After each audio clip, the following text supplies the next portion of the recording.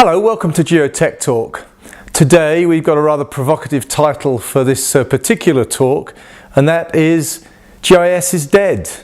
Actually as a question, not as a statement.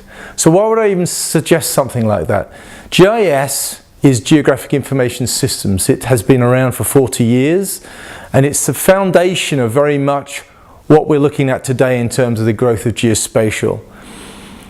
The history of GIS is very interesting and we'll just touch upon it, but when one looks back 20 years ago, the only way organizations and individuals could actually produce maps was through GIS. It was the system for people to visualize their data. So whether it be restaurants, whether it be cities that want to see the assets, the pipelines, the buildings that they own, really the only way you could map that and ask questions of that information was using a GIS.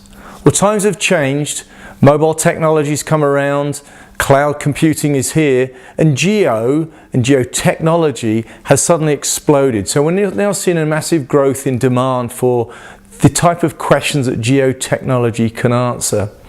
As a result of that, we now have mapping companies that have come out, or companies who actually provide the ability to produce data, show it on a map and publish that data. So GIS has actually lost some of its attraction in the sense that there's a go-to place for mapping. But does that also mean that it's dead? I'd obviously argue no, since I'm in that industry. Why would I say no to that? I certainly think the GIS industry's got is now in a very competitive position against companies who are giving organizations the ability to map their data and to ask very simple questions, geo questions of that data. But really truly where the power of GIS comes in is to actually ask those deeper questions. And again, we often frame those questions as where questions. But for example, the well-used description or example that I use is, imagine you're Starbucks and you're in Salt Lake City and you need to find the best location for a new Starbucks store. Where do you put that store? Well, there are certain criteria that are important to Starbucks. Usually it's on the outward bound leg of a road. People buy coffee in the morning, not in the evenings. Often it's on a corner of a street. Often it needs to be a busy street. You get the fact there are a load of attributes or elements which make up the success of a Starbucks, which Starbucks are looking for. Can a simple mapping platform do that answer those questions?